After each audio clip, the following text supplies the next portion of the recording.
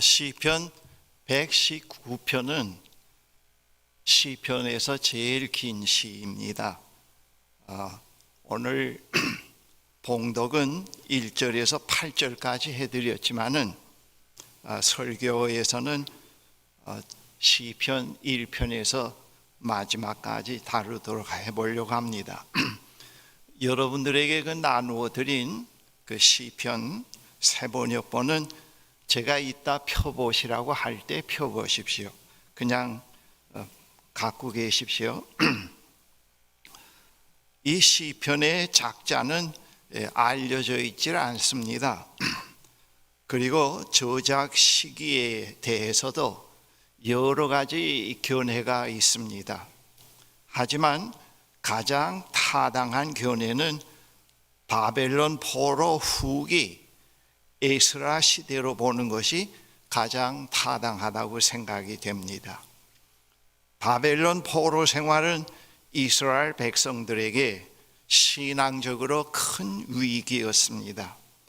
포로 생활 기간에 하나님을 떠나서 이방 종교에 동화되어 가는 사람들이 점점 늘어나게 되었습니다. 이런 와중에서도 하나님을 의지하는 경건한 신앙생활을 지속하려고 하는 사람들을 중심으로 말씀 연구에 전념하는 사람들이 있었습니다.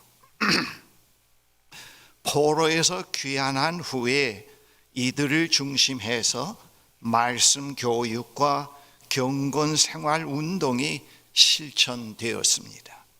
이 시는 이런 역사적 상황을 배경으로 하고 있습니다. 이 시의 특징은 각 구절의 단어가 히브리어 알파벳 22자를 시의 첫머리로 해서 22개의 주제를 가지고 있습니다. 이것이 말씀이라는 정점으로 모아지고 있습니다. 그리고 이 시는 말씀에 대한 찬양이 그 특징으로 되어 있습니다. 그리고 말씀의 본질과 말씀의 기능 문제가 지혜 문학의 형태로 되어 있습니다. 이 시의 내용의 특징은 거의 전 구절에 율법, 법, 말씀, 증거, 법도, 율례, 계명, 판단, 규례, 도와 같은 말이 반복적으로 수록되어 있는데, 이러한 그 다양한 표현들은 하나님의 말씀이라고 하는 그 하나의 범주에 그 뜻이 다 포함되어 있습니다. 이제 여러분들 그 시편 세 번역본을 한번 보십시오. 그 119편 전체 제목을 말씀의 기적과 신비로 정했습니다. 그리고 그 첫 번째 그 낯선 알파벳은 히브리어 알파벳입니다.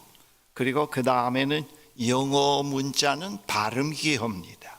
첫째 그 히브리어 첫째 자가 알레프입니다.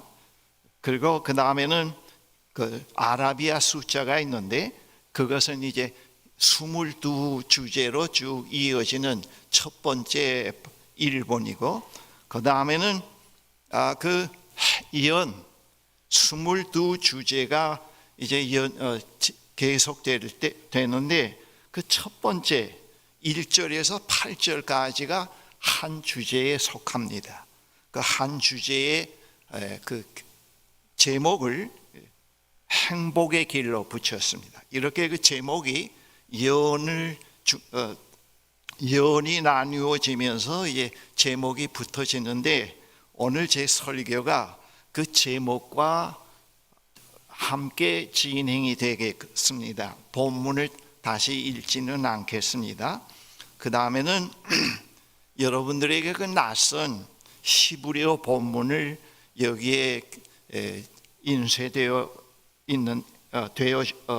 있는데, 히브리어 본문이 그거는 그 구절마다 히브리어 알파벳이 그 첫 번째로 이렇게 나오고 있는데 어떻게 그렇게 되어 있는지를 보여드리기 위해서 이렇게 됐습니다.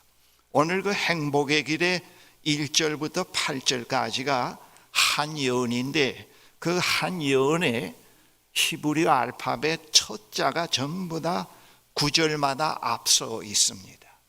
그거 보시면은 여러분들이 히브리어는 오른쪽부터 읽어갑니다. 왼쪽으로. 그 보시면은 똑같은 그 알레프라고 하는 알파벳이 8절까지 있습니다. 그 다음엔 보시면은 또 그 두 번째 예언에 히브리어는 뺐습니다. 예언의 제목이 참된 기쁨으로 잡았습니다. 9절부터 16절까지가 두 번째 예언이 됩니다. 이렇게 해서 22주제로 이제 이어지게 됩니다. 이 시편의 그 주된 내용은 우리가 이 시편을 가지고 기도하고 노래할 때 우리는 그 크신 사랑으로 우리들에게 구원이라고 하는 큰 선물을 주시고 우리 개인의 삶에 하나님 그 율법의 탁월함과 선함이 드러나기를 일상에서 반영되기를 원하시는 하나님이시기 때문에 그런 하나님을 진심으로 찬양하게 자꾸 찬양을 반복하게 될 때 그 하나님의 선하신 목적이 나타날 수가 있습니다. 그래서 이 시편의 목적은 하나님의 말씀을 자꾸 반복해서 찬양함으로 인해서 그 말씀이 우리들의 성품과 행위를 형성하게 되고 그리고 이것을 계속 반복해서 기도함으로 인해서 우리의 삶이 변화되게 됩니다. 이 시편 119편에는 시편 전편의 내용이 압축되어 있다고도 말씀드릴 수가 있습니다. 이제부터 제가 그 한 연 그 22연 주제에 따라서 잠시 내용을 말씀드릴 터인데 여러분들이 오늘 제 말씀을 듣고 이 집에 가셔서 1년 동안 계속해서 반복해서 이 본문을 자꾸 읽고 묵상을 해보시면은 우리 하나님의 백성들이 하나님의 말씀과 어떤 관계 속에 있어야 이 말씀이 우리의 삶 속에서 구체적으로 반영이 되는지를 여러분들이 깨닫게 됩니다. 먼저 그 시의 첫 번째 연 1절에서 8절이 히브리어 알파벳 첫 자로 시작이 됩니다. 제목을 제가 행복의 길로 잡았습니다. 우리가 하나님을 믿는 것은 불행해지려고 하나님을 믿지는 않습니다. 누구나 하나님을 찾게 될 때는 보다 행복해지기 위해서 하나님을 찾게 됩니다. 이 점은 하나님을 믿지 않는 사람과 같습니다. 믿지 않는 사람들도 행복해지려고 살아가고 노동도 하고 또 가정도 갖고 공부도 하게 됩니다. 그런데 행복한 삶에 대한 이해에 있어서는 상당한 차이가 있습니다. 하나님의 백성들과 세상 사람들과 차이가 있습니다. 이거 상당히 중요합니다. 하나님을 믿으면서도 행복의 목표와 의미를 세상 사람과 똑같이 갖고 있으면서 그것을 이루기 위해서 말씀을 읽어가면 아무런 효력이 나타나지 않고 이 능력의 말씀, 생명의 말씀이 우리의 삶 속에 반영이 되질 않습니다. 여기에 상당히 중요한 초점이 맞추어져 있습니다. 그래서 시편 1편에서도 이러한 말씀이 기록이 되어 있습니다. 이 모든 사람들은 다 행복해지고 복된 삶을 살아가기를 원하는데 그 방향과 의미와 삶의 목표에 있어서는 상당한 차이가 있습니다. 그리고 행복해지는 길도 세상 사람들이 가는 것과는 다릅니다. 이 시편 서두에 바로 그것을 말씀하고 있습니다. 본 시편에서 제시하는 길은 시편 1편에서와 같이 인간의 행복의 근거는 말씀 안에서의 삶이라는 걸 전제로 합니다. 말씀 안에서의 삶, 세상 사람들이 만들어 놓은 그런 생활 철학, 그들이 생각하고 교육시키는 그러한 길, 그런 것이 아니고 여기 시편에서는 하나님의 말씀 안에서라고 하는 그 보험주가 분명히 정해져 있습니다. 서론에 해당하는 이 예언에서는 1절 8절에서는 우리 인간이 하나님의 말씀을 배우고 지키고자 할 때에 지키고자 하는 노력만 있어서는 안 된다고 하는 겁니다. 그런 노력이 필요하지만은 거기에는 하나님의 도우심이 필요하다는 것을 전제로 하고 있습니다. 우리가 아무리 노력을 해도 우리의 노력만은 안 되고 하나님의 도우심이 필요하다고 하는 것. 그래서 우리가 말씀을 묵상할 때마다 우리 그리스도인들은 성령의 도움을 요청해야 됩니다. 하나님, 제가 세상 사람들과는 다른 행복한 삶을 추구해 가려고 하고 배우려고 합니다. 그 길을 저에게 알려주십시오. 제가 그렇게 살려고 합니다. 하나님이 도와주셔야 됩니다. 하나님의 도우심이 없으면 안 됩니다. 하나님께서 우리에게 무엇을 주려고 하실 때 그냥 주질 않습니다. 너 꼭 이것이 필요하다고 생각되느냐? 너에게 이것이 꼭 필수품이라고 내가 확신하고 있느냐? 내가 정말 낫고자 하느냐? 내가 정말 세상 사람들과는 다른 이 길을 걷고자 하느냐?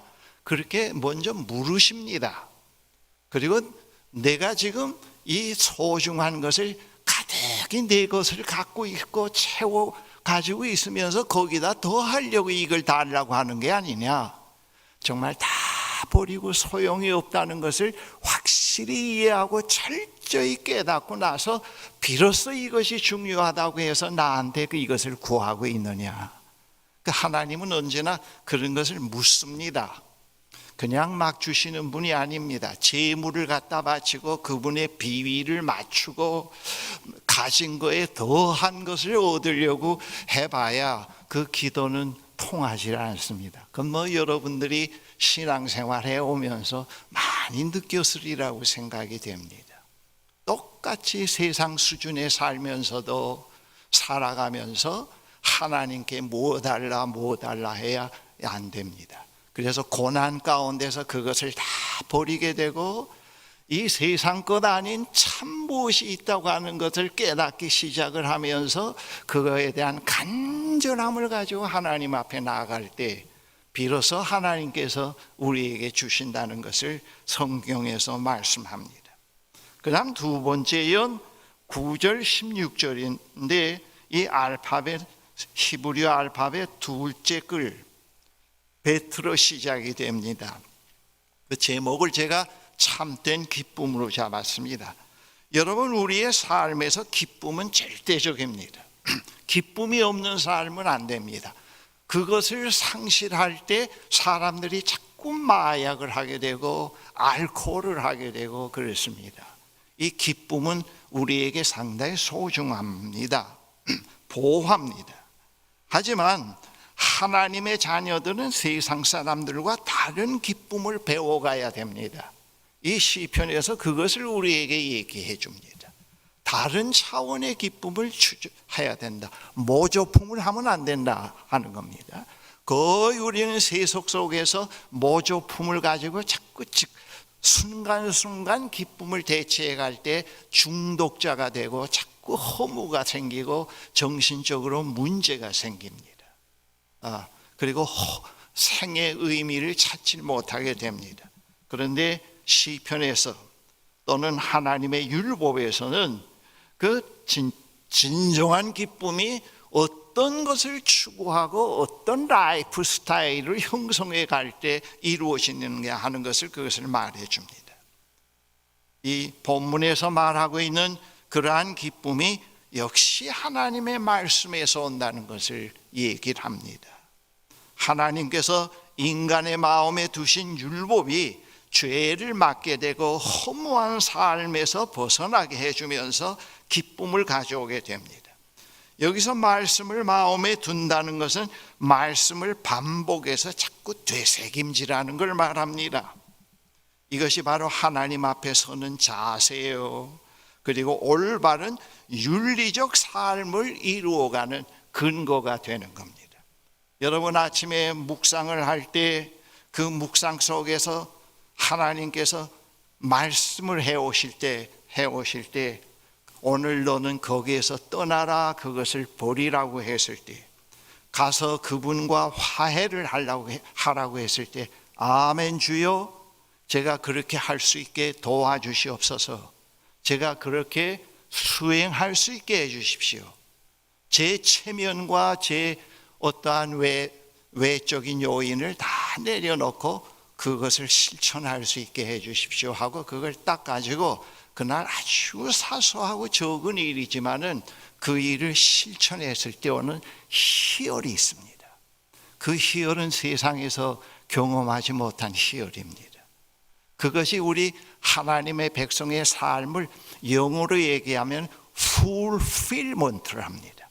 이 기독교 신앙에서의 기쁨과 그 기쁨이 인격을 형성시켜가는 관계는 어떠한 그 self realization, 자아 실현에서 오는 건 아닙니다. 그 심리학과는 다릅니다. 하나님의 말씀을 순종을 해갈 때, 그것을 생을 걸고 실천을 했을 때 오는 기쁨, 그러한 기쁨이 자꾸 모조품 같은 기쁨을 내려놓게 만듭니다.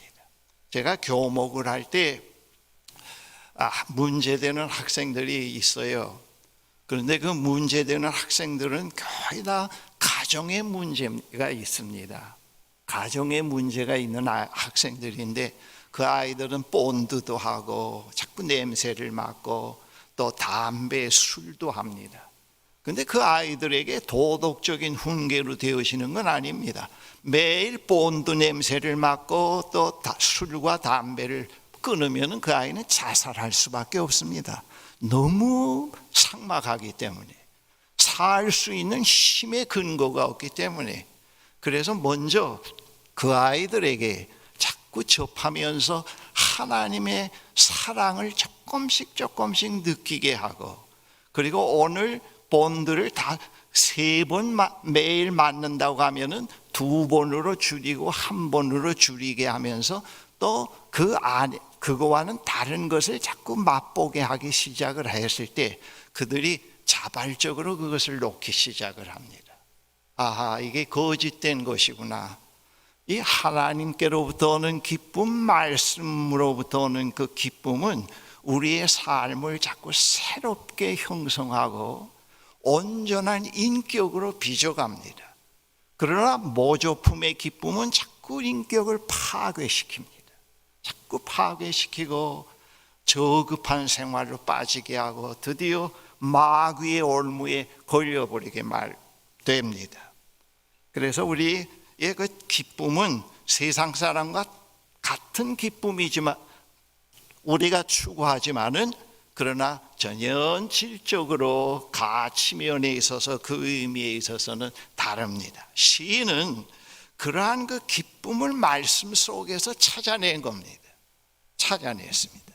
그 말씀 글자 자체에 어떤 신비한 능력이 있는 것이 아니고 말씀이 하나님의 입에서 나오는 말씀이기 때문에 이 시편에서 말씀하고 있는 어떤 그 행복의 길 그런 거는 육법전서것처럼 이걸 해라 그러면 이루어진다, 저걸 해라 이루어진다가 아닙니다. 이 말씀을 통해서 하나님이 찾아오십니다. 이 성경 말씀 뒤에는 생명의 하나님, 능력의 하나님, 구원의 하나님, 성실하고 진실한 하나님이 계시기 때문에 이 말씀이 뭘 우리가 믿을 만한 겁니다. 그리고 이 말씀이 지시한 것을 따를 만하다고 하는 것을 성경에서 말씀합니다. 그 다음 세 번째로 17절, 24절 히브리어 알파벳 세 번째 글자인데 그 주제를 충만한 삶으로 잡았습니다. 세상 사람들은 충만한 삶이 재물에서 온다고 생각합니다. 그것을 삶의 목적으로 삼습니다. 시편에서는 고난 가운데서 하나님의 말씀에 순종해가는 것을 배울 때 그 승리 속에서 경험되는 충만함이 있다고 하는 겁니다. 충만함이 있다. 제가 지난주인가요, 코리텐 붐 여사의 이야기도 했지만 좁은 공간이지만 넓게 느껴지고 소유가 없지만 충만함을 느끼게 됩니다. 그러한 그 신비가 말씀 속에 있습니다. 그 말씀, 그런 데서는 충만함, 특별히 고난 가운데서 그 충만함을 경험한다는 것은 상당히 역설적입니다. 세상 사람들은 고난이 없어야 되고 평안해야 되고 안정이 돼야 되고 그리고 모든 골치 아픈 게 없어야 된다고 생각을 합니다. 우리는 그런 식으로 하나님을 접근할 수가 있는데 거기에는 하나님이 찾아오시질 않습니다. 항상 스트레스가 없는 것, 항상 귀찮은 것이 없는 것을 삶을 살게 해주고 나만 안정된 삶을 살게 해달라고 하는 그런 간절한 마음을 가지고 하나님을 접근할 수가 있는데, 그리고 하나님의 말씀을 거기에 맞는 말씀을 찾을 수가 있는데 그렇지 않다는 것을 성경에서 말씀합니다. 고난 가운데서 하나님 말씀에 순종해가는 것을 배우는 데서 그러한 충만함이 얻어지게 되고 승리 가운데서 경험되는 그 경험 속에서 우리가 충만함을 맛보게 되는 겁니다. 하나님의 백성이 하나님을 믿지 않는 악한 자들의 박해를 이겨낼 수 있는 힘의 원천이 하나님의 말씀을 깊이 연구함으로 이루어지게 됩니다. 여기서 시인은 자신의 삶이 나그네라고 하는 것을 시인하면서 시인은 이 짧은 삶 동안에 많은 고난을 겪으면서 그 고난을 극복하기 위해서 말씀에서 그 원리를 찾아내려고 했다는 것을 여기서 고백을 합니다. 그런데요, 상당히 솔직합니다. 그렇게 쉽게 찾아내지 못했다고 하는 걸 여기서 말합니다. 시인은 하나님께서 그 사실을 알려주는 것 자체가 하나님께서 인간을 사랑하는 증거요 은혜라는 것을 본문에서 말합니다. 그러나 시인은 하나님의 말씀을 묵상하는 가운데서 지혜를 얻게 됐다고 하는 걸 말씀합니다. 그래서 시인은 하나님의 말씀을 모사라고 합니다.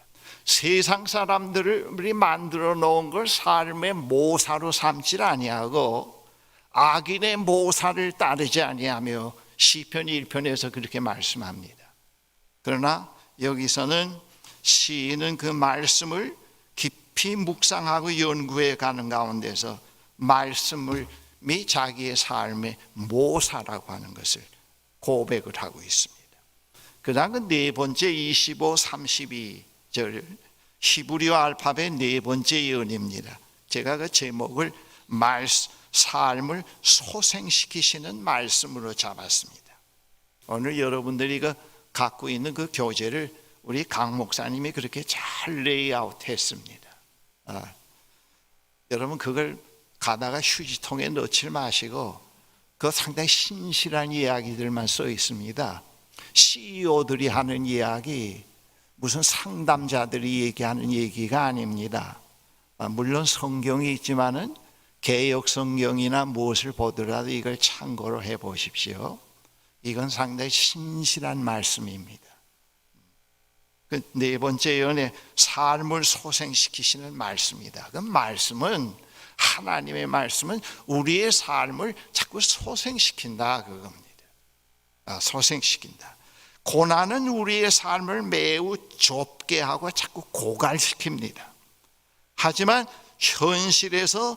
현실을 보다 포괄적으로 보고 참된 것과 참되지 않은 것들을 구별하게 보고 구별할 수 있고, 그리고 생명의 원천은 다 하나님의 말씀에서 온다는 것, 그 말씀을 묵상하는 데서 온다는 것을 얘기를 합니다.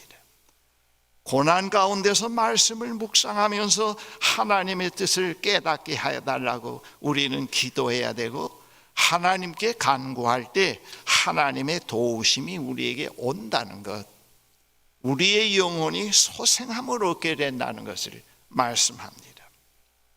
그 다음 다섯 번째 33, 40절인데 히브리어 알파벳 다섯 번째입니다. 제목을 주의 길을 깨닫게 하는 말씀입니다. 어떻게 인간이 인간적인 탐욕과 무익함에서 벗어날 수 있을까? 그걸 여기서 제시를 합니다. 질문을 던집니다. 타락한 인간이 지향해 가는 것은 결국 탐욕과 헛됨입니다. 그래서 우리가 하나님을 믿는 연륜이 깊어지고 말씀을 자꾸 묵상해 가서 이 말씀이 우리의 관점과 생각을 바꾸고 자꾸 우리의 인격을 바꾸어 갈 때 상당한 변화가 허세에서 많이 벗어납니다. 그리고 교만에서 많이 벗어나고 참되지 않은 걸로 자꾸 자기를 내세우려고 하는 그런 데서 벗어나게 됩니다. 왜냐? 충만함이기 때문에. 속이 허해질 때는 자꾸 다른 걸로 나타납니다. 그런데 제가 제일 지금 밖에서나 제 개인적으로 또 설교를 할 때 제일 많이 쓰는 용어가, 하나님을 한 80년 동안 섬겨오는 가운데서 허세가 많이 빠지더라. 그리고 내가 아닌 나로서 행세하려던 쇼가 많이 없어지더라. 오히려 그렇게 많이 없어졌는데도 충만함이 있고 안정이 있더라. 그런 말을 많이 합니다. 그 상당히 제 경험에서 나온 말입니다. 허세에서 벗어나게 되고 교만에서 벗어나게 되고 진정 자기가 되어가는 그런 모습을 우리가 찾게 되는데요. 그것을 우리가 경험을 해갈 수가 있습니다. 그 다음에는 여섯 번째 41, 48절인데 알파벳 여섯 번째인데 그 제목을 주님을 신뢰함으로 잡았습니다. 하나님의 자녀들은 세상의 권력자들 앞에서 또는 어떠한 그 압력 앞에서 폭력 앞에서라도 자유할 수 있게 살아가야 됩니다. 아주 중요해요. 참 자유함을 갖고 사는 훈련을 해가야 되는데, 여기 본문에서 시인은 그를 조롱하는 자들에게 답변하기 위해서 하나님께서 약속하신 구원을 이루어 주실 것을 기도합니다. 그 구원 속에는 아까 말씀드린 대로 하나님이 아닌 것을 붙잡고 두려움, 그게 없으면 어떻게 될까? 그것이 없으면 어떻게 될까? 자꾸 그 두려움이 있고 떳떳지 못함, 이제 그런 것들이 포함되어 있었습니다. 그리고 그래서 하나님께 구원을 이루어 주시기를 간절히 기도합니다. 그렇게 될 때 어떤 권력자 앞에서도 떳떳이 신앙을 자기가 증거하면서 살겠다고 하나님께 말씀합니다. 시인은 자기를 여기서 찾게 된다고 하는 것을 암시합니다. 어떤 힘 앞에서도 자유할 수 있는 진리인 말씀을 끝까지 지켜가겠다고 하는 걸 말씀해 주고 있습니다. 일곱 번째 이언 49, 56인데 알파벳 일곱 번째 주님의 위로와 평안입니다. 신앙생활 자체가 세상 속에서 살아야 하므로 세상 속에 살면서 하나님과 자꾸 우리는 멀어지게 되죠. 자꾸 타락하게 되고, 그래서 벌써 교회 안 나오기 시작을 하고 성경을 하찮게 여기기 시작을 하면 벌써 타락의 길로 들어섭니다. 뭐 장사 아무리 잘 되고 아이들 아무리 잘 되다 그래도 그 끝은 싹은 노랗지요. 벌써 그렇게 되면 안 되지요. 우리는 귀한 것을 놓치게 됩니다. 세상 가치와 자꾸 바뀌게 됩니다. 그렇게 살면 안 되겠죠. 그러나 그러한 유혹이 있습니다. 이 시편에서 그걸 말합니다. 그러한 가운데서 신앙을 지켜가는 비결을 여기서 말씀합니다. 그 비결이 뭐냐? 말씀이 소망이 되고 생명이 됨으로써만 가능하다는 것. 여기서 시인은 자신의 율법을 향한 자세는 밤낮이 없다고 했습니다. 아침에 찔끔하고 끝나는 게 아니고 밤낮 없이 율법을 탐구하고 율법을 붙잡고 살아간다는 것을 여기서 말해 줍니다. 시인에게 말씀은 그의 소유의 일부분이 아니고 오로지 유일한 것이라는 것을 말씀합니다. 유일한 것이다. 거기서 참 위로와 평안을 얻게 된다는 것을 말씀하고 있습니다. 그 다음 8번째, 히브리어 알파벳 8번째입니다. 주의 길을 깊이 묵상함이 되겠습니다. 여기서 시인은 경건에 대해서 말하고 있습니다. 이 시인이 말하는 경건은 말씀에 입각해서 매일의 삶에서 자신의 행동을 반성하고 자꾸 궤도를 수정해 가는 것이라고 말합니다. 우리가 자꾸 궤도를 수정해 가야 돼요. 그러지 않으면 경건의 생활에서 자꾸 떠나게 되는데 자꾸 궤도를 수정해 가야 됩니다. 이런 태도는 시련과 유혹에 처했을 때도 지속되어야 된다는 것을 말씀을 해주고 있습니다. 제가 이 목회 현장은 떠났지만은 위에서 기도해야 할 그 제목들, 큰 제목, 작은 제목들은 자꾸 늘어나요. 어떤 분이 어려움을 당한다고 했을 때 또 입력시킵니다. 이분을 위해서 또 기도해야 되겠구나. 어떤 분이 또 무슨 기도 요청할 때, 또 아프다고 해서 기도할 때, 제가 그런데 그 중에서 하나를 말씀드리면은 어떤 분이 지금 매우 중한 암에 걸렸다고 했을 때 빨리 암에서 낫게 해주세요. 빨리 하나님 축복해 주세요. 그래서 옛날로 돌이켜 주세요. 그렇게 하질 않고 하나님 그 형제 그분이 암에 걸릴 수밖에 없었던 삶을 찾아낼 수 있게 해주세요. 그 원인이 무엇인지를 깨닫게 해주세요.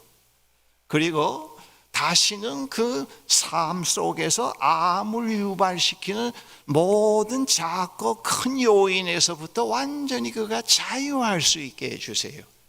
즉 그게 뭡니까? 하나님께로 가는 길이죠. 그리고 거기서 벗어나게 해주세요. 그리고 이제는 두려움에서 해방되게 해주세요. 제가 그렇게 기도합니다. 그렇게 그분을 위해서 기도하고 그분을 또 그분에게 하나님의 위로가 오기를 기도드립니다. 이 궤도 수정, 이런 태도는 시련과 유혹에 처했을 때도 계속 지속돼야 됩니다. 그 다음 9번째 65, 72절 알파벳 9번째인데 나의 참된 보화로 제목을 잡았습니다. 시인은 그가 당한 고난 이전에는 자기가 타락의 길을 걸었다는 걸 얘기를 합니다. 그런데 고난을 통하여서 시인의 삶이 말씀으로 돌아오게 되었다는 걸 말해줍니다. 시인은 이런 일을 하나님께서 시인을 선하게 사랑으로 대해주셨기 때문이라고 합니다. 우리는 그 사람의 용기를 칭찬합니다마는 그러나 여기서 말하는 것은 돌이킬 수 있게 되었다는 것, 아버지께로 갈 수 있게 됐다는 자체가 하나님의 선하심이요 인자하심이요 사랑이 없었다면 불가능했다는 것. 이게 바로 이제 하나님의 말씀은 신실하다는 것, 이걸 깨닫는 자체가 말씀의 율법의 깊이를 깨닫는다는 것, 그리고 그 말씀을 이해한다는 뜻이 포함됩니다. 말씀은 부족과 같은 것이 아니다.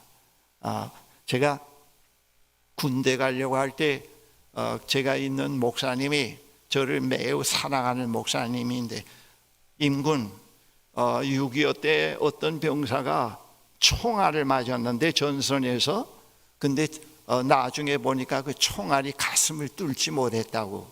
그래서 나중에 보니까 자기가 그 포켓용 성경을 갖고 있었는데 그 포켓용 성경에 탄알이 박혀 있었다고 그런 얘기를 이제 목사님이 들었다고 합니다. 그러니까 임군도 군대에 가서 꼭 포켓용 말씀을 꼭 여기 놓고 다니라고 그래요. 예, 그래서 그대로 했습니다. 한글이 아니고 영어 요만한 포켓용을 놓고 다녔습니다. 제대할 때까지. 아직도 있어요, 그게. 우리 아들이나 딸에게 주려고 그랬는데 죽을 때 줘야죠. 그거 소용이 있다고 얘기할 때 줘야 되겠지요. 네, 하나님의 그런데 제가 얘기하려고 하는 것은 그 포켓용 성경을 넣더라도 하나님을 믿지 않고 나쁜 짓만 하면서 포켓용 성경을 넣고 다니면 하나님을 보호한다는 건 그건 미신이죠. 그건 진리가 아니죠. 우리는 그런 진리에 상당히 익숙해질 수가 있습니다. 그리고 그런 진리를 자꾸 전수시키려고 합니다. 그건 진리가 아닙니다. 그분은 포켓용 성경을 넣고 다닌 그분은 하나님이 극진히 사랑하는 분, 전선에서까지라도 하나님의 말씀을 품에 품을 수 있는 그런 간절함이 그에게 있었습니다. 그걸 우리가 배워야 됩니다. 하나님의 말씀은 우리에게 그걸 깨닫게 합니다. 그걸 가르쳐 줍니다. 그래서 우리가 변화되고 새 인격으로 형성되어 가는 것입니다. 시인은 이런 일을 하나님께서 선하시고 사랑으로 대해 주셨다고 하는 걸 말하고 있고요. 시인은 전에 자신을 만족하게 했던 그 어떤 것보다도 말씀 자체가 더 값지다고 하는 것을 이 예언에서 말씀합니다. 그 다음에 이 말씀은 자라게 합니다. 자꾸 자라게 합니다. 여기서 시인은 고난 중에 하나님의 긍휼하심과 사랑에 감사를 하고, 특별히 고난이 이 시인을 자꾸 많이 자라게 했다는 것을 여기서 말합니다. 그래서 고난의 유익성이 거기에 있다는 것을 말하고 있습니다. 그 다음 11번째 81, 88절 히브리어 알파벳 11번째인데, 이 말씀은 어떤 말씀이냐? 구원을 하시는 말, 구원의 말씀이라는 것을 여기서 시인이 말하는데요. 시인은 고난 가운데서 거의 멸망에 가까운 상태에 이를 정도로 심각한 상태까지 내려갔는데, 그런데요, 거기서도 말씀을 붙어잡고 있었습니다.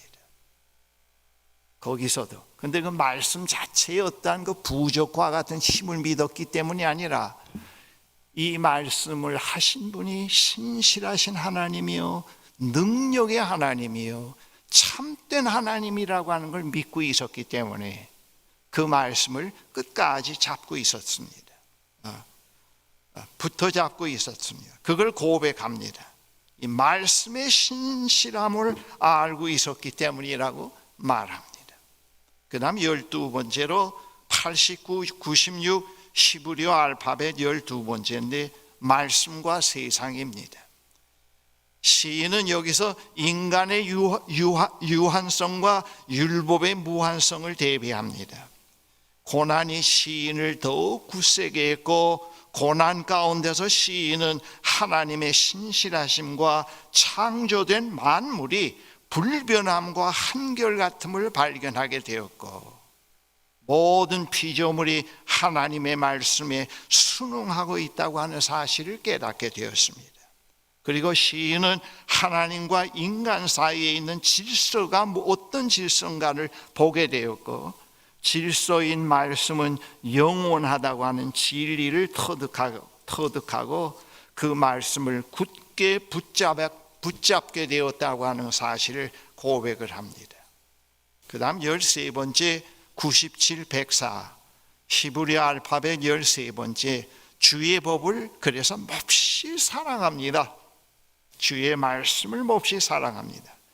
시인이 말씀을 열심히 연구함으로 다른 사람보다 더 지혜롭게 되었고, 말씀을 통해 터득한 진실은 진리가 아닌 거짓을 분별하게 되는 것이 되었고, 그리고 하나님의 말씀은 시인의 삶에서 옳고 그름을 판단하는 척도로 작용했다는 걸 말해줍니다. 그것이 그러므로 하나님의 말씀은 우리가 잘 알고 있는 꿀보다 더 달다고 했습니다. 하나님의 말씀은 꿀보다 더 답니다. 그 다음 14번째 105, 112 알파벳 14번째 주의 말씀은 나의 빛입니다. 우리가 흔히 잘 사용하는 하죠. 시인은 고난 가운데서 거의 사경을 헤매게 되었을 때 그 가운데서 하나님의 선하심과 인도하심으로, 그리고 시인의 내면의 세계는 지각을 초월한 기쁨이 지배하기 시작했다고 고백을 합니다. 그래서 시에서 시인은 고난을 당하면서도 한편으로 하나님을 찬송할 수 있었다고 합니다. 아직 이 시편에서 얘기하는 것은 하나님을 찬송할 수 있는 사람이 누구냐? 모든 게 갖추어졌을 때가 아닙니다. 고난 속에서 하나님의 도우심을 경험한 사람이, 그래서 찬송은 고난과 역경과 늘 함께 있다는 걸 시편에서 말해줍니다. 늘 함께 공존한다는 것. 전혀 고난이 없는 데서 찬송이 나올 수 없고 감사가 나올 수 없습니다. 그건 벌써 고난이 없는 가운데서는 찬송을 할 수가 없어요. 고난과 찬송은 병존해 간다고 하는 것을 여기서 말씀합니다. 지각을 초월한 하나님의 평강이 지배하는 가운데서, 그 다음 15번째 113, 120인데요 알파벳 15번째 주제를 믿음과 순종으로 잡았습니다. 여기서 시인은 악인의 불경건과 의인의 경건을 대비시키고 있습니다. 그 대비 기준은 말씀입니다. 그 말씀 안에서 그렇지 않느냐 그러냐 있는데, 여기서 특별히 여기서 말씀해 주는 것은 중간은 없다는 걸 말해 줍니다. 중간. 만약 중간이라면 두 마음을 품은 자라고 여기서 말합니다. 시인은 그들을 행악자라고 말합니다. 왜냐하면 두 주인을 섬기고 있기 때문이라고 합니다. 현존 세계에서 악인은 찌꺼기 같이 되고 결국은 하나님은 의인이 보호해 준다고 하는 것을 여기서 말씀합니다. 그 다음 16번째 121, 128 알파벳 16번째인데, 나는 주의 법을 사랑합니다 또는 나는 주의 길을 따르렵니다 합니다. 여러분들 그 교재에는 주의 법을 사랑합니다로만 되어 있는데, 제가 하나 더 부제를 붙이면 나는 주의 길을 따르렵니다. 시인은 악인이 율법을 파괴할 때 하나님께서 간섭해 달라고 호소를 합니다. 시인은 악인의 핍박이 의인이 하나님의 율법을 잘 지키지 않았기 때문이라고 그렇게 말하면서도요, 한편으로는 반드시 그렇지만은 않다고 얘기를 하고 있습니다. 시인은 현재 당하는 고난의 의미를 말씀 안에서 찾으려고 합니다. 한편 현실에서 사회적 혼란과 무질서는 악인이 하나님의 말씀을 지키지 않음으로 인해서 생기는 현상이라고 하는 걸 말해주고 있고요, 하나님께서 악인을 심판해달라고 하나님께 간구합니다. 17번째 129, 136 알파벳 17 제목이 은혜와 경건한 슬픔입니다. 시인은 말씀 속에서 진실의 소리를 듣게 되고 그 말씀이 시인을 주관하기를 간구합니다. 그렇게 되도록 자신도 노력하겠지만은 마음을 주관하시는 분에 의해서 그거를 인도해 달라고, 그분의 손을 붙잡게 해달라고, 그리고 말씀에 깨우침을 달라고 기도를 하면서 시인은 사람들이 주의 법을 지키지 않는 것을 볼 때 그의 눈에서 눈물이 난다고, 그에게 슬픔이 있다고 하는 것을 얘기를 합니다. 그 다음 18번째 137, 144 시브리어 단어 알파벳 18번째인데 주의 신실한 말씀. 이 연에서 말씀하는 주제는 하나님의 말씀은 하나님의 의로우심의 능력에 순결하심에 성실하심에 기초하고 있다는 걸 말해 줍니다. 그래서 그 말씀이 순수한 말씀이요 능력의 말씀입니다. 악인의 핍박도 말씀에 대한 망각에서 비롯된다고 하는 걸 얘기하고 있고, 시인이 말씀을 사랑하는 이유는 하나님은 영원하시며 하나님의 뜻을 나타내는 말씀 역시 영원하기 때문에 하나님의 말씀을 자기는 사랑한다고 얘기를 합니다. 그 다음 19번째 145, 152 알파벳 19번째 나를 구원하소서입니다. 시인은 매 순간순간 하나님의 구원이 이미 구원을 경험했지만은 그 구원이 필요하다는 걸 얘기를 해줍니다. 한적한 시간에는 물론이거니와 새벽과 밤에 시인과 하나님 사이에 말씀을 두고 하나님과 깊은 교제에 들어간다는 것을 여기서 말씀을 하고 있습니다. 말씀. 여러분 잠이 안 온다고 걱정하지 마세요. 잠이 안 온다고 걱정하지 마시고 잠이 안 올 때는 하나님께서 들려주신 말씀을 시컨 듣겠다 그렇게 생각하고 그 말씀을 읽기 시작을 하면은 이 잠은 자자자자 하면은 더 멀리 떠나요. 잠을 상관하지 말고 하나님 말씀을 읽을 시간을 주시고 저를 돌볼 수 있는 시간을 주셔서 감사합니다. 그렇게 하고 말씀을 읽는 훈련, 특별히 그 시편을 읽는 훈련입니다. 이 말씀이 믿을 만한 말씀입니다. 그건 하나님의 말씀이 아니고 하나님의 말씀을 믿고 경험한 나의 이야기이기 때문에 믿을 만합니다. 헛소리가 아닙니다. 네, 헛소리가 아니에요. 그 다음 20번째 153, 160인데 그 주제를 생명의 말씀은 자기의 호흡이라고 얘기를 했습니다. 시인은 정의롭지 못한 세상에 살면서 하나님의 뜻에 충성할 것을 다짐합니다. 그리고 시인은 고난이 있는 현실에서 슬픔과 탄식도 그의 삶의 한 부분이라고 하는 사실을 시인합니다. 하나님의 율법을 사랑하고 지키면 고난이 없어진다는 건 거짓말입니다. 그건 일시적으로 그런 경험은 가능합니다. 그건 거짓말입니다. 삶의 한 부분이라는 것을 여기서 말씀합니다.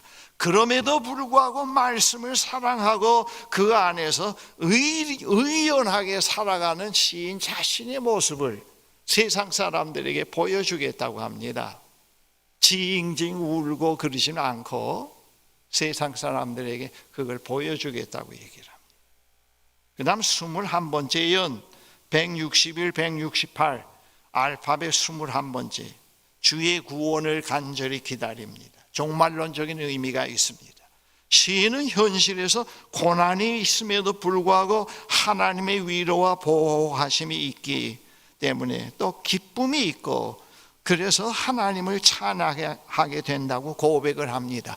그래서 구원이 필요하다는 걸 말합니다. 지금 이것들이 다 구원에 속한 내용이지요. 기쁨이 있고 찬양을 할 수 있고 그리고 하나님의 말씀에 인도하심이 필요하다고 하는 거 다 구원에 속하거든요. 네. 말씀을 읽을수록 시인 자신이 자꾸 천사가 되고 굉장한 사람이 되어 간다는 걸 얘기를 하지 않고 자꾸 자기의 작은 존재, 미천한 존재라고 하는 걸 고백합니다. 그래서 그 예수 믿고 깊이 신앙생활 할수록 나와 세상은 자꾸 크게 보이고 예수님은 간 곳이 없으면 그건 완전히 잘못된 겁니다.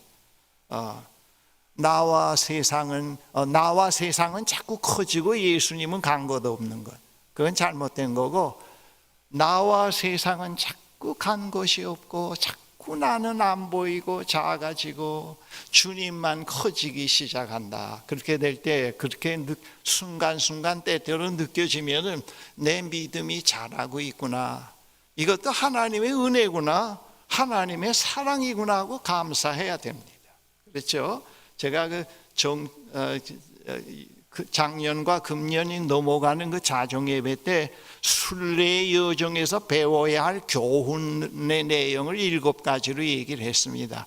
우리가 이 순례의 길에 대해서 순례의 길을 걸어갈 때 그걸 바르게 인식하고 우리의 생각과 우리의 가치에 의해서 그 길을 걷고 변화되려고 하면 자꾸 갈등만 생기고, 그런데 여기서 걸어가는 과정에서 우리가 알아야 될 것, 하나님의 시간은 우리의 시간과 다르다고 하는 것, 그리고 하나님은 우리의 유일성을 파괴하지 않는다는 것, 이제 그런 것들을 얘기를 했습니다.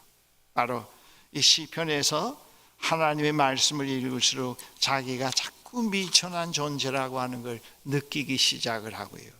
하나님이 자꾸 소중한 분이라고 하는 게 오기 시작을 할 때 그게 이제 믿음이죠. 믿음이 생기기 시작했구나. 믿음이 생기기 시작을 했구나. 그렇게 생각할 수 있습니다. 마지막입니다. 169, 176 알파벳 22번째 당신의 약속을 기다리겠습니다. 시의 마지막 결론 부분인데 시인은 신앙생활에서 깨달음이나 구원을 간구하면서 시인 자신의 노력으로 애를 쓰더라도 자신은 한 마리의 양에 불과하므로 주님의 도움 없이는 목자 없는 한 마리의 양에 불과하다고 하는 걸 고백합니다. 그러면서 현실에서 말씀으로 인도해 가시는 하나님이 함께 하심으로 희망이 있게 되고 하나님을 찬양하게 되고 기쁨을 갖고 살 수 있다는 것을 결론으로 고백을 합니다. 그러면서 그 약속을 최종적으로 이 약속이 성취될 그 시간을 나는 기다립니다. 그것을 고백합니다. 사랑하는 형제 자매 여러분, 우리 인간에게는 태어날 때부터 안정, 또 다른 사람에게 인정받으려고 하는 것, 보호받으려고 하는 것, 자기 실현의 욕구가 있다는 것을 심리학에서 찾아냈습니다. 그러한 욕구가 한 인간으로 성장해 가면서 현실 속에서 안정을 추구하게 되고 평안을 추구하게 되고 좀 더 나아가서는 행복을 위해서 이러한 것을 이루기 위해서 건강, 재물, 학벌, 자기 실현, 좋은 인간관계, 취미, 명성 등을 소유해가는 것으로서 자꾸 나타납니다. 어떤 의미에서 한 인간의 생은 이러한 것들을 추구해가는 과정으로 볼 수가 있습니다. 이러한 것들을 얻기 위해서 전력 추구해 갑니다. 그러나 인간의 생은 이러한 것들을 소유해 가는 것이 전부가 아니라는 것, 이건 반드시 필요합니다. 악이 아닙니다. 그러나 이것보다 더 소중한 것이 있다는 것, 그것을 깨닫는 시간이 역경과 고난이 왔을 때, 소중하다고 붙어잡고 있던 것들이 다 아니라고 무익하다고 하는 것이 느껴지기 시작할 때 깨닫게 됩니다. 특별히 작년 한 해 금년에 들어서면서 이 코로나라고 하는 이 질병은 우리의 그 소중한 것을 깨닫게 해주셨습니다. 깨닫게 해주셨습니다. 그리고 더 소중한 것이 무엇이라는 걸 알게 됩니다. 제가 이 노년을 맞이해서 작년 한 해 금년도 경험해 갑니다만, 지금 좋은 집도 있고 따뜻하게 있을 수도 있고 형제 자매들도 있고 이쁠 옷도 있고 그 다음에는 산책도 합니다. 다 할 수 있습니다. 그러나 이런 것들이 코로나로 인해서 이런 것들이 다 무익하다는 걸 상당히 여러 번 느꼈습니다. 거기서 오 하나님 감사합니다. 이걸 알게 해주셔서 감사합니다. 이러한 것들이 어느 정도 갖추어져 있는데도 불구하고 우리에게 우울증이 있고 공포가 있고 깊은 외로움, 미래에 대한 불안, 염려, 걱정에서 우리를 자유롭게 해주질 못합니다. 이 시편에서 우리의 이러한 문제에 대해서 매우 진실한 해답을 줍니다. 시편에서 주는 해답의 말씀을 간단히 요약하면은, 우리는 다 목자 없는 양과 같은 존재이기 때문에 우리에게 참된 목자가 필요하다는 겁니다. 목자이신 하나님의 인도와 도우심 없이는 이 세상에서 살아갈 수 없다고 하는 것, 그것을 이 시편에서 말씀해 줍니다. 이 시편 주제 22주제를 가지고 22번 설교를 할 수 있는데, 언제 기회가 있으면 한번 시도해 보려고 생각을 합니다. 제가 오늘 자꾸 이게 설교할 때마다 이 하워링이 생기고 설교 끝나고 며칠 후에 들어보려면 도저히 들을 수가 없어요. 특별히 비대면 때 이 오디오 시스템 음량 시설이 잘 안 되면은 자꾸 무의미성을 느껴요. 그래서 기도를 했습니다.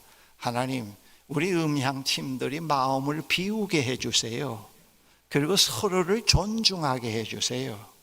그리고 하나님의 영광을 위해서 이 도구가 메시지로 선교의 목적을 잘 할 수 있게 만들어 주세요. 금주 내내 기도를 그렇게 했습니다. 제가 그 마리아 자매회 그 독일 다름슈타트에 가서 얼마 동안 있었는데 그때 이제 그런 얘기를 들었어요. 거기에 이제 인쇄소 또 뭐 여러 가지 활동 영역이 있는데 수녀 두 사람이 팀이 돼서 그날 인쇄소에 들어가서 인쇄기를 돌리는데 그 인쇄기를 돌리다 보니까 1시간도 안 돼서 스탑 자꾸 돌다가 스탑하고 그래서 전문가를 데려다 봤더니 아무런 기계에 이상이 없대요. 그래서 그 두 자매가 거기 다름슈타트에 가보면은 그 독일 패전이 된 이후에 그 바실리아 슈링크 여사를 중심으로 해서 성경 공부하던 한 50명 되는 경건한 자매들에 의해서 그 수도원이 생겨났습니다. 개신교 수도원인데 참 아름다워요. 상당한 기적을 그들이 보면서 그걸 건립을 했는데, 그래서 그 두 수녀 거기에 화해의 텐트가 있는데 일단 스톱하고 두 자매가 그 화해의 텐트에 들어가서 조용히 손을 잡고 묵상을 했더니 깨닫지 못한 게 깨닫게 됐습니다. 서로 숨겨온 갈등이 있었고 그러면서도 좋은 얼굴 표정을 지었고, 그래서 그걸 솔직하게 둘이서 손잡고 회개하고 그 다음 그걸 돌리니까 저녁 퇴근 시간까지 한 번도 멈추지 않고 그 기계가 돌았다는 그런 이야기가 있습니다. 그래서 우리는 주의 일을 할 때 제일 중요한 건 좋은 기계도 중요하지만은 서로 겸손해야 됩니다. 그래서 하나님의 영이 하나님의 통치가 이루어지도록 길을 마련해야지, 하나님이 들어올 수 없는 것은 시기, 질투, 제각기, 노름, 자기 명예를 드러내려고 하는 욕심, 그러면 하나님의 영이 들어와서 흐를 수 있는 통로를 막아버리게 돼요. 통로를 막아버리고 교토면으로만 헤헤 웃게 되고, 그건 상당히 가증스럽지 않습니까? 그래서 여러분들 이걸 우리가 다른 분야에서 일하더라도 그걸 철저히 배워야 됩니다. 자아가 살아있고 자기 고집이 있으면 완전히 하나님을 떠납니다. 그 흐름이 하나님의 역사의 흐름을 막아버립니다. 그 흐름이 있어야 됩니다. 그래서 그 방송팀도 일찍 오면은 손잡고 서로 기도하십시오. 그 기계가 신비한 능력을 일으켜 달라는 건 아닙니다. 무엇이 잘못되고 무엇을 할 수 있는가, 먼저 영이 화합이 된 가운데서 오늘도 저는 목사의 설교보다 더 중요한 일을 내가 맡았다, 그런 생각을 가지십시오.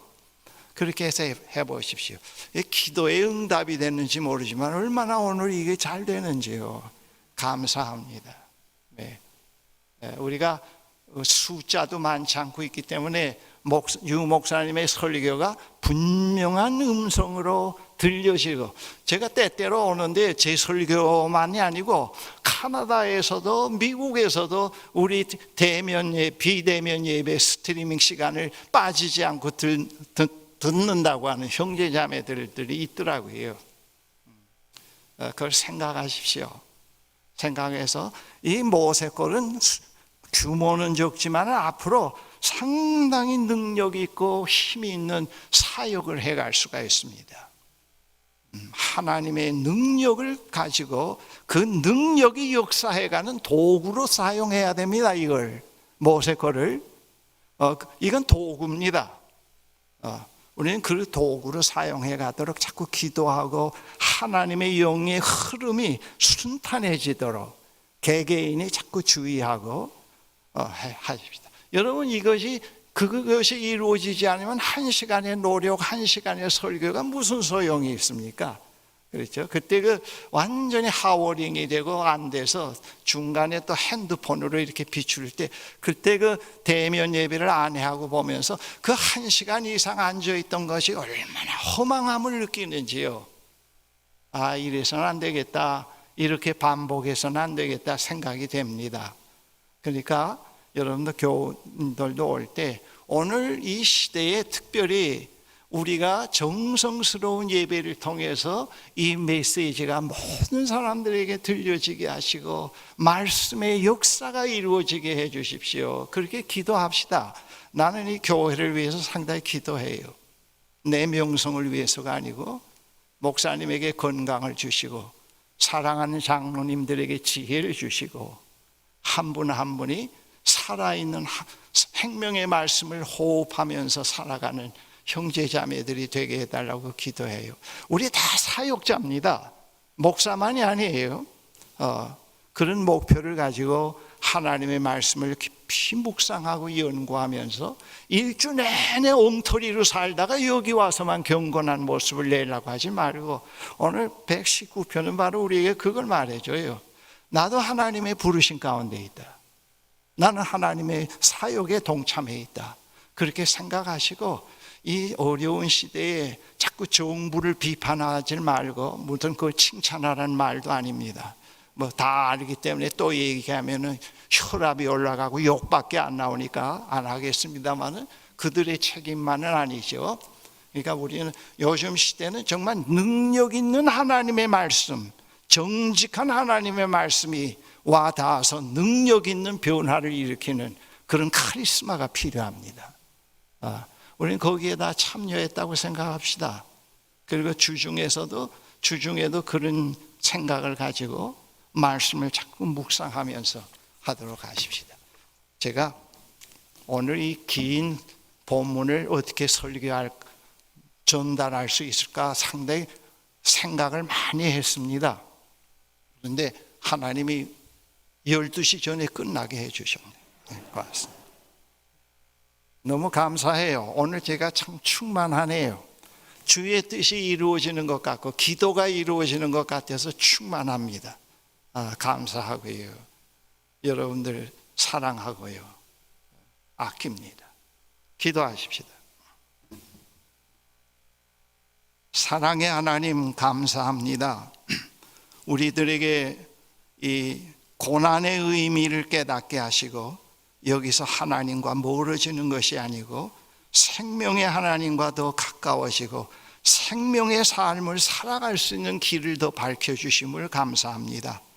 모든 것이 좁고 형통하다고 생각할 때 우리는 지옥으로 향할 수가 있습니다. 그 사람들은 그걸 모릅니다. 생명이 끊겨지고 헛된 것으로 먹고 마시면서 생명을 유지해 가려고 하는 거짓된 삶을 반복할 수도 있습니다. 그러나 우리가 오늘의 현실에서 이것을 깨닫게 하시고 정말 우리가 붙잡고 씹고 되씹으면서 살아갈 수 있는 생명의 길, 영생의 길이 어디에 있다는 것을 알게 하심을 감사합니다. 앞으로의 대면 예배가 좀 더 확대되게 해 주십시오.